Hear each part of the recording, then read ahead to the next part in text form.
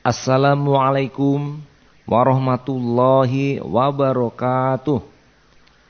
Alhamdulillah khalaqal khalq wa qaddarul asya wastofa min ibadihir rusula wal anbiya wa ashhadu an la ilaha illallah wahdahu la syarikalah wa ashhadu anna sayyidana wa nabiyyana Muhammadan abdullah wa rasuluhu wa ala alihi wa ashabihi ajma'in wa tabi'ina lahum bi isanin ila yaumiddin amma ba'd.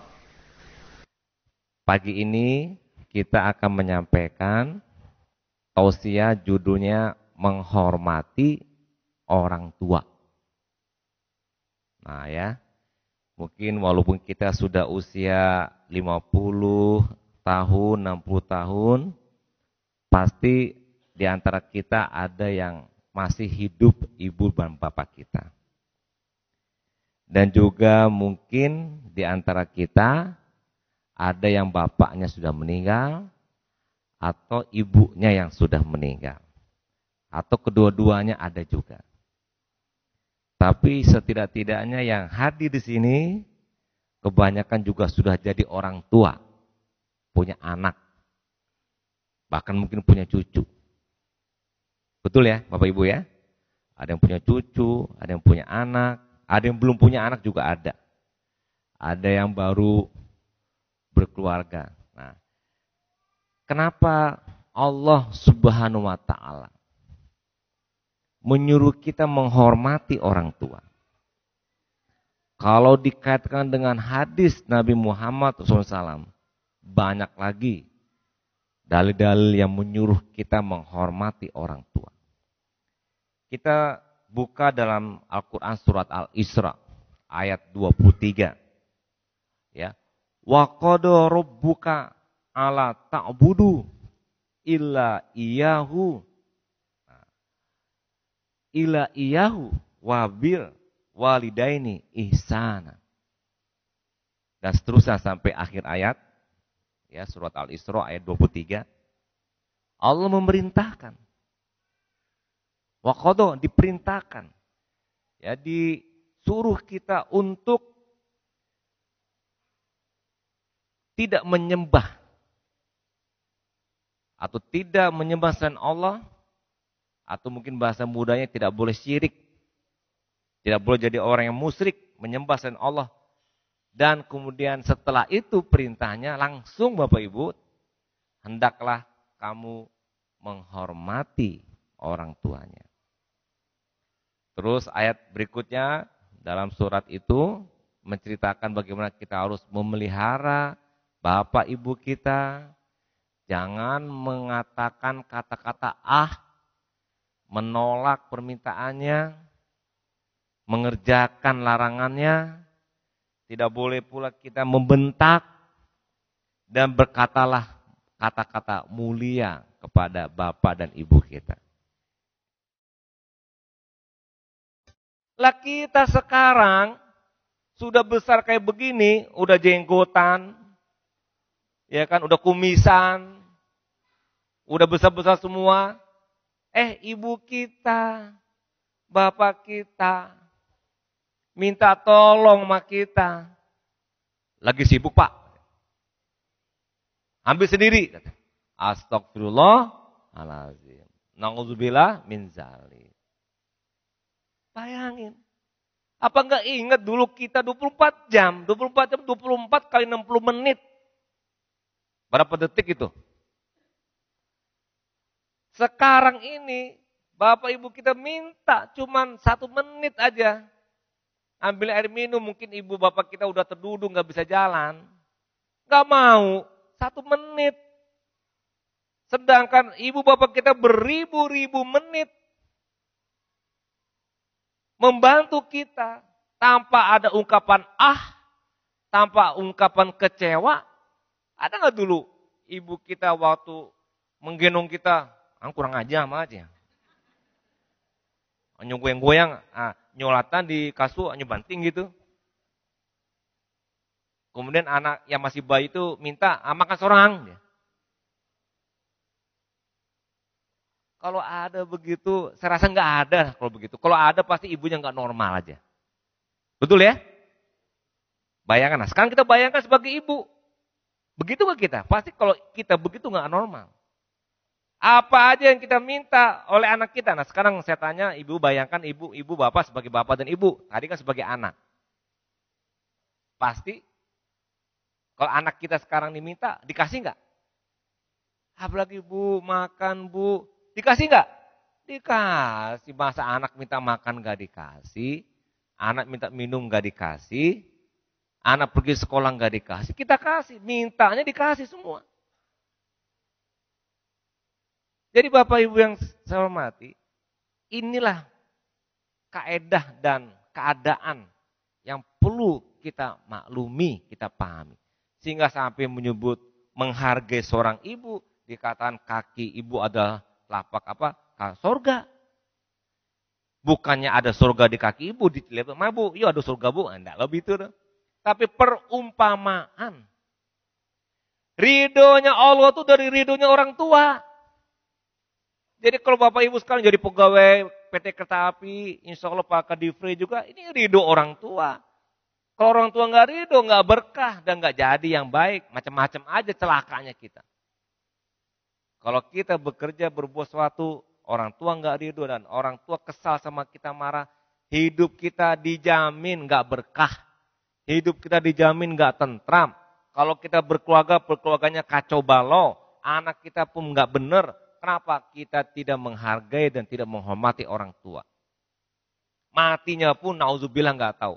Di zaman Nabi ada seorang yang matinya lama, tersiksa dia matinya. Belum mati-mati juga. Udah sakratul maut lama sekali. Nggak tahu kenapa. Akhirnya ada yang mengatakan dia ada masalah dengan ibunya. Dicarilah ibunya ketemu, dibawa ke anaknya yang sudah sakratul maut yang tersiksa begitu lama. Akhirnya ibunya memaafkan anaknya yang berbuat salah kepada ibunya.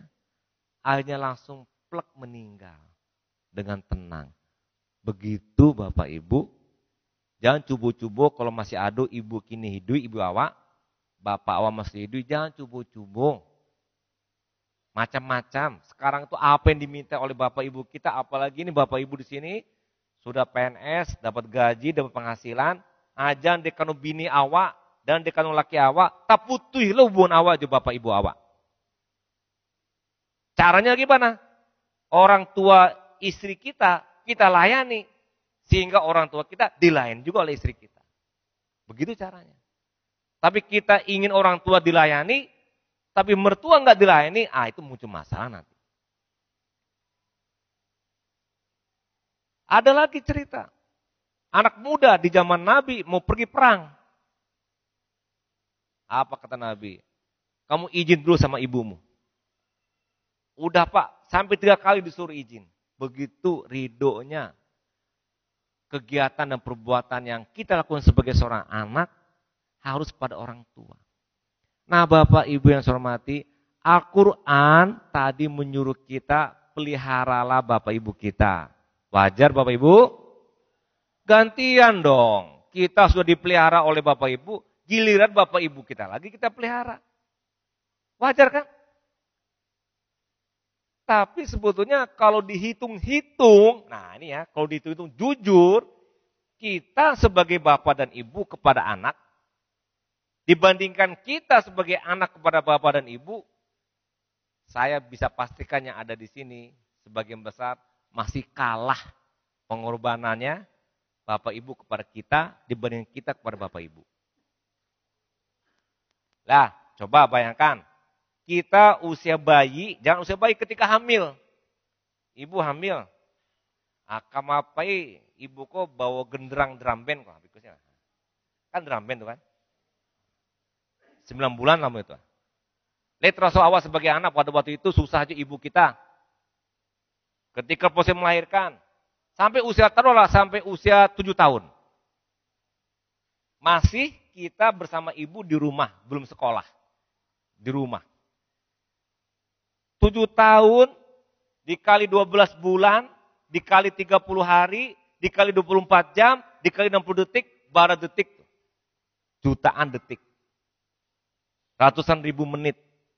Itu baru sampai usia 7 tahun.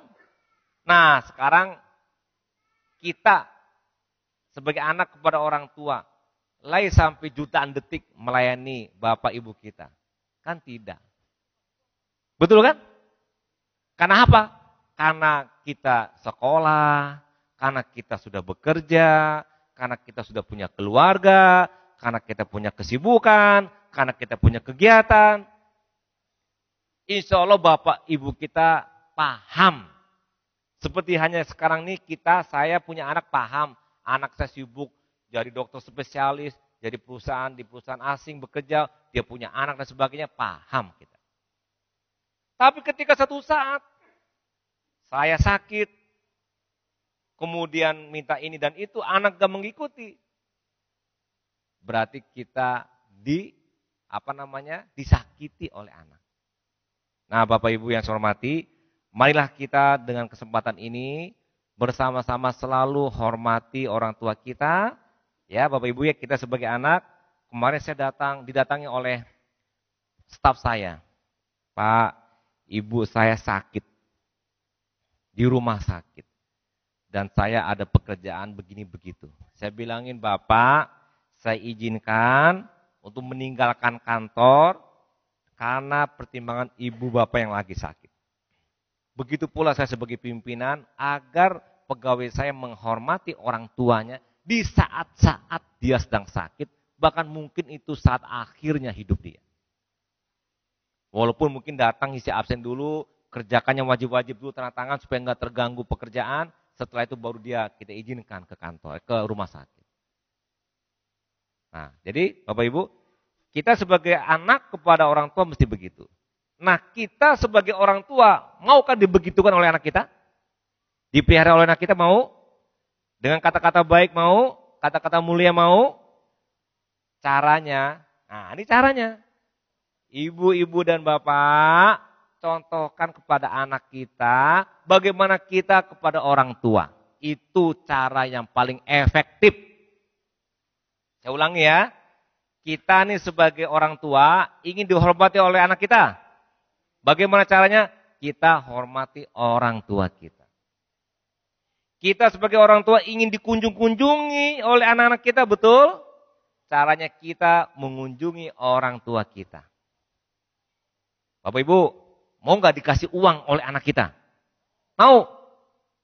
Ibu saya udah banyak uangnya. Masih minta uang juga sama saya. Mama kan udah punya uang banyak. Iyo ingin tarasolo dapat pitit dari anak. Jadi orang tua tuh ingin juga dapat pitit dari anak. Padahal dia uangnya udah banyak. Kita kasih. Nah, bagaimana caranya supaya kita dikasih uang oleh anak kita? Supaya dikasih cara gimana? Kita kasih uang kepada orang tua kita.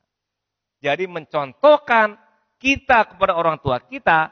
Sehingga anak kita pun mencontoh seperti itu.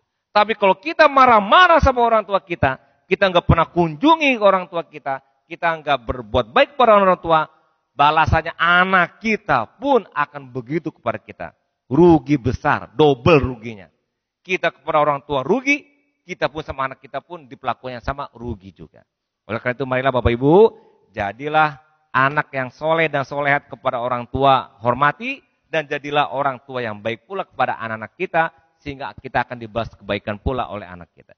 Terima kasih, demikian saja tausiah saya, semoga bermanfaat buat saya sendiri dan buat kita semua. Mohon maaf kalau ada yang salah. Assalamualaikum warahmatullahi wabarakatuh.